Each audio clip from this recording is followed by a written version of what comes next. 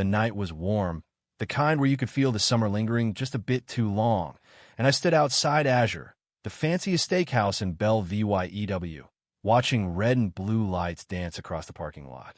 My heart was pounding, not from fear but from sheer disbelief.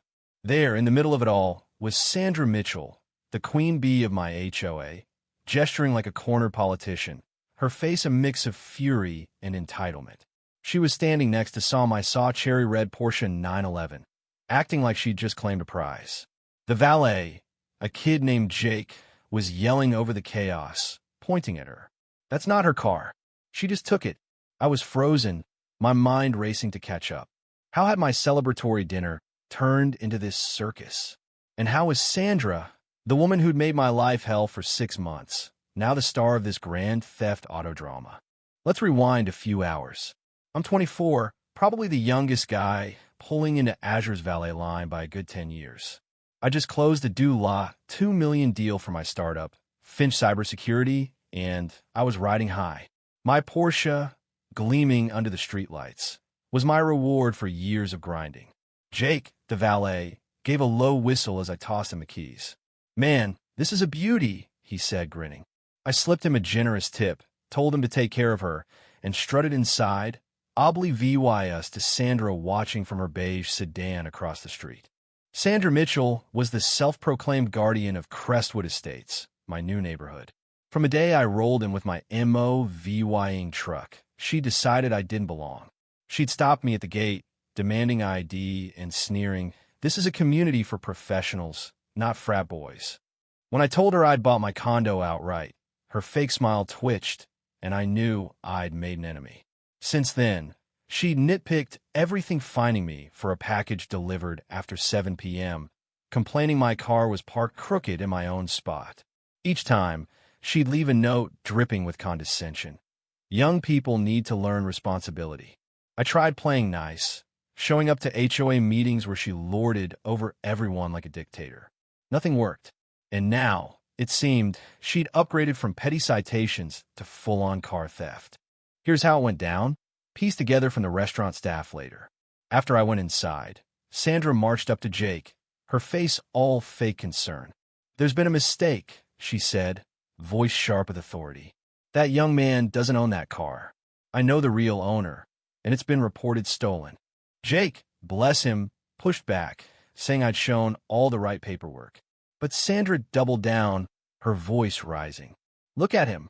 He's barely old enough to drive, let alone own a Porsche. I'm on the neighborhood. Watch this is suspicious." When Jake got distracted by another car, Sandra seized her chance.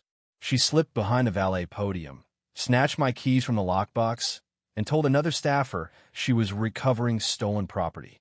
Then she drove off in my $150,000 car, like she was on a mission from God. I was halfway through a perfectly cooked ribeye when my phone buzzed. It was Jake, sounding like he was about to cry. "Sir, I'm so sorry. There's been an incident with your car." My stomach sank as he stammered that an older woman had taken my Porsche, claiming it was stolen, and she was returning it to the real owner. I threw cash on the table, bolted outside, and found the manager pulling up security footage. There she was, Sandra, in her crisp HOA polo, driving my car with a smug grin that made my blood boil. I called the cops, trying to keep my voice steady. "You're not going to believe this, but the president of my HOA just stole my Porsche from the valet." The dispatcher paused so long, I thought the line went dead. "Sir, can you repeat that?" she finally said. I explained twice more, gave them Sandra's address, and paced the lot, torn between rage and disbelief. Meanwhile, Sandra had parked my car in her driveway like it was her new toy. Neighbors later told me she'd strutted around it, snapping photos and calling HOA board members to come see how she'd caught that shady kid lowering property values.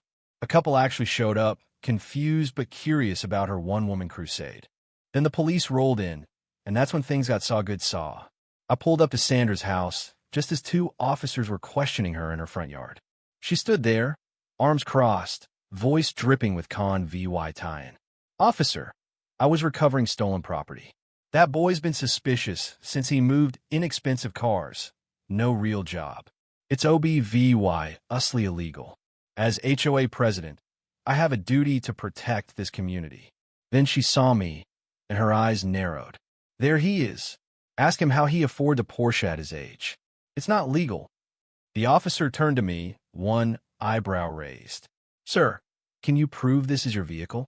I nodded, pulling out my license, insurance, registration, and even the digital purchase agreement on my phone. He studied them carefully while Sandra's face started to crack. Everything's in order, the officer said, handing my stuff back. Then he turned to Sandra, his tone ice cold. Ma'am, did you take this vehicle without permission? She sputtered, her confidence crumbling. I was protecting the community. He's too young for a car like that. It doesn't add up. The second officer stepped forward, radio crackling.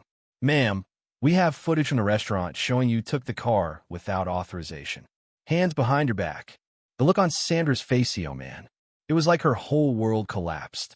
Her eyes went wide, mouth gaping as she gasped. You can't be serious. I'm the president of Crestwood Estates. But the cuffs clicked on, and her protests echoed as they led her to the cruiser. Neighbors were out now, phones up, recording the fall of their HOA tyrant. Her carefully crafted image shattered in real time. I watched, not gloating, just stunned. This woman was so sure I didn't belong, so drunk on her own power, she'd committed a felony in broad daylight. One officer approached me. You'll need to come to the station for a statement. She's looking at grand theft auto, false police report, maybe fraud for lying to the valet. He paused, then grinned. Nice car, by the way. Startup? I managed a smile. Yeah, Finch Cybersecurity. He nodded. Good for you, man. 3 days later, the HOA held an emergency meeting. I went, mostly out of curiosity. The VYC president, a retired judge named Walter, ran it with a grim face. As you know, our president is facing serious charges, he said. The board has voted to remove Sandra Mitchell immediately. Whispers filled the room as he laid it out. Grand theft auto, 2 to 5 years in prison, fines up to due law $25,000, and a permanent ban from any HOA board in the county. As I left, Walter caught me, handing over an envelope. We're sorry, he said. Your HOA fees are waived for a year. I nodded, but the real kicker was a text from Jake. You're a legend at Azure now, Porsche guy. Parking's free next time. I glanced at Sandra's house as I drove out. A for sale sign was already staked in her perfect lawn. Her shocked face as the cuffs went on replayed in my mind the absolute disbelief of someone who thought the rules didn't apply to her. It wasn't just a car she stole. It was my moment, my hard-earned VY Tory. But standing there, keys back in my pocket, I knew I'd won more than a car that night. What do you think, did Sandra get what she deserved? Or was she just a misguided busybody who went too far? Should I press charges to the max, or let it go now that she's lost everything? And how would you handle a neighbor like her? Drop your thought below, hit that like button if you're Team Porsche, and subscribe for more wild stories.